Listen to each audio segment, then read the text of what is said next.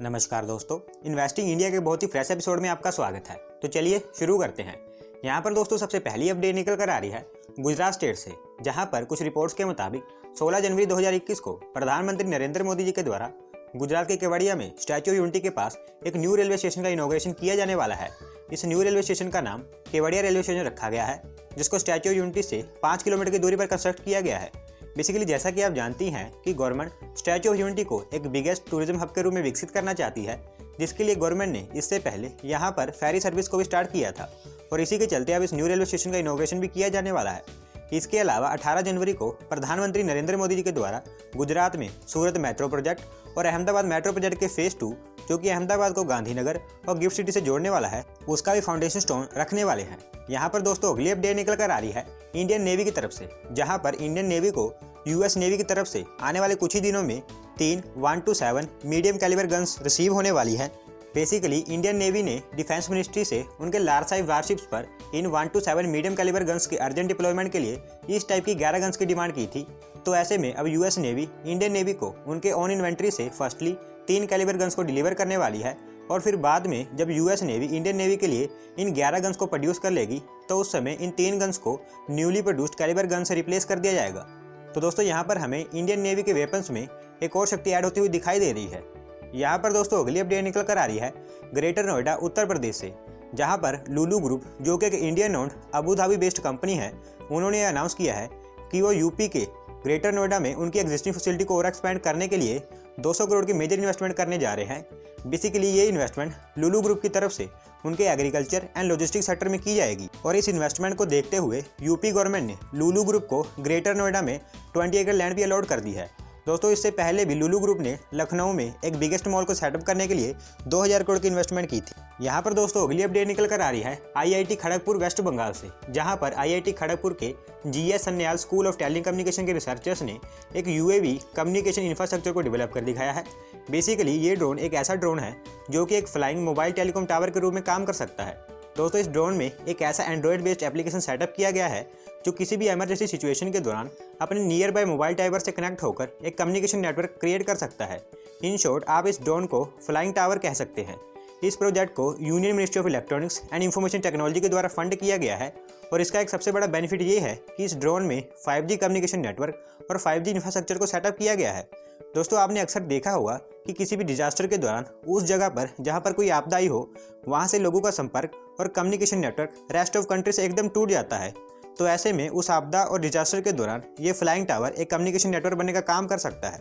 तो दोस्तों आईआईटी खड़गपुर के रिसर्चर्स के द्वारा ये एक बहुत ही बड़ी अचीवमेंट है। यहाँ पर दोस्तों अगली अपडेट निकल कर आ रही है आंध्र प्रदेश स्टेट से, जहाँ पर आंध्र प्रदेश के एग्रीकल्चर मिनिस्टर ने यह अनाउंस किया है कि वो आंध्र प्रदेश स्टेट में एग्रीकल्चर सेक्टर को बूस्ट करने के लिए स्टेट में काफ़ी बड़े लेवल पर एडिशनल गोडाउन्स और स्टोरेज स्पेसेस को सेटअप करने जा रहे हैं। इन स्टोरेज फैसिलिटीज़ को सेटअप करने के लिए आंध्र प्रदेश गवर्नमेंट की तरफ से 10,300 करोड़ की मेजर इन्वेस्टमेंट की जाएगी, जिसके अंतर्गत स्टेट में village level godowns, cold storage facilities और मिल्क फिलिंग यूनिट सेटअप की जाएंगी। इस प्रोजेक्ट को Andhra Pradesh government national bank for agriculture and rural development यानी कि नाबार्ड के साथ मिलकर इंप्लीमेंट करेगी, जिसके लिए ऑलरेडी आंध्र प्रदेश के ईस्ट गोदावरी और कटप्पा डिस्ट्रिक्ट में 2 मॉडल गोडाउन्स को सेटअप करने का प्रपोजल अप्रूव भी कर दिया गया है।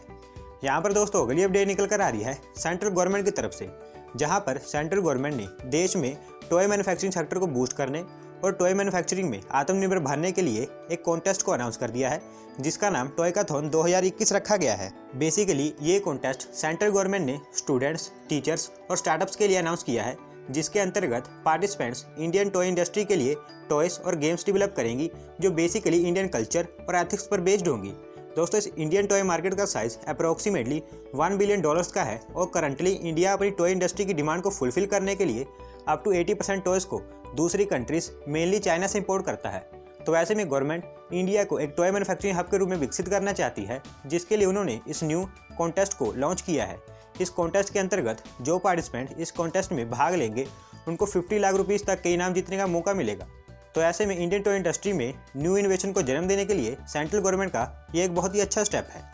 यहाँ पर दोस्तों अगली अपडेट निकल कर आ रही है Gujarat based dairy major Amul की तरफ से, जहाँ पर अमूल के CEO RS सोडी ने यह अनाउंस किया है कि वो अगले 5 सालों में इंडिया के डिफरेंट स्टेट्स में 5,000 करोड़ की मेजर इन्वेस्टमेंट करने वाले हैं दोस्तों कुछ दिन पहले मैंने आपको बताया था कि अमूल के ऑफिशियल्स का कहना है कि लॉकडाउन के दौरान उनको अमूल के बिजनेस में काफ़ी ग्रोथ देखने को मिला था, जिसके चलते उन्होंने हाल ही में यूपी और कोलकाता में भी 1000 करोड़ से ऊपर की इन्वेस्टमेंट करने की कमिटमेंट की थी। और अब इनका कहना है कि उनके इस ग्रो करते हुए बिजनेस को देखकर वो नेक्स्ट 5 ईयर्स के बीच 5000 करोड़ की और इन्वेस्टमेंट करने वाले हैं। यहाँ पर दोस्तों अगली अपडेट निकल कर आ रही है अयोध्या उत्तर प्रदेश से, जहाँ पर द अयोध्या म्यूनिसिपल कॉर्पोरेशन ने Indian institute of management Indore के साथ एक MOU साइन कर लिया है। बेसिकली इस MOU के अंतर्गत IIM इंदौर अयोध्या में राम मंदिर के कंस्ट्रक्शन के चलते अयोध्या को एक world class state of the art international tourist centre में डेवलप करने में अयोध्या म्यूनिसिपल कॉर्पोरेशन को हेल्प करेगा। दोस्तों अयोध्या में राम मंदिर के कंस्ट्रक्शन के चलते यूपी गवर्नमेंट अयोध्या को एक वर्ल्ड क्लास एथिक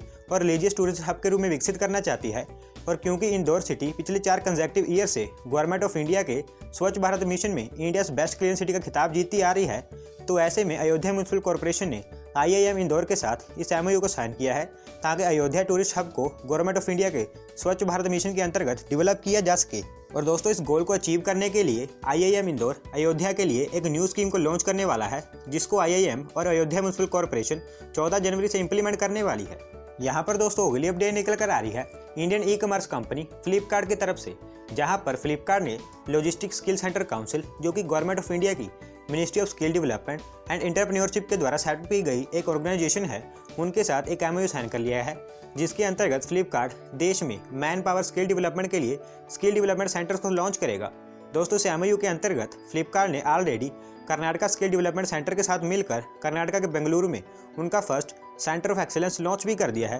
ताकि इंडिया में फास्टेस्ट ग्रोइंग ई-कॉमर्स इंडस्ट्री के लिए स्किल्ड और ट्रेंड वर्कफोर्स को तैयार किया जा सके। इस सेंटर ऑफ एक्सीलेंस को बेंगलुरु में 1500 स्क्वायर फीट के एरिया में स्टेब्लिश किया गया है, जो पूरी तरह से कंप्यूटर एंड प्रोजेक्टर से इक्विप्ड है। इस सेंटर ऑफ एक्सीलेंस में कैंडिडेट्स को स्टोरेज, डिस्ट्रीब्यूशन, कस्टमर मैनेजमेंट और मटेरियल हैंडलिंग सेक्टर में ट्रेन किया जाएगा। बेसिकली इंडियन लॉजिस्टिक इंडस्ट्री देश में one of the largest employer है, जिसने मोर देन 40 मिलियन पीपल को एम्प्लॉय किया हुआ है। और इतनी तेजी से ग्रो करती हुई लॉजिस्टिक इंडस्ट्री के लिए स्किल्ड मैन पावर और वर्कफोर्स की देश में काफ़ी ज़्यादा ज़रूरत है।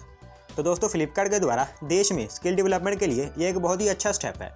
तो दोस्तों आज की वीडियो में बस इतना ही। अगर आप अपनी तरफ से कोई अपडेट सबमिट करना चाहते हैं तो डिस्क्रिप्शन में दिए गए लिंक पर क्लिक करके सबमिट कर सकते हैं। और अगर आज की वीडियो पसंद आई हो तो वीडियो को लाइक करें, चैनल को सब्सक्राइब करें। धन्यवाद आपका वीडियो को देखने के लिए।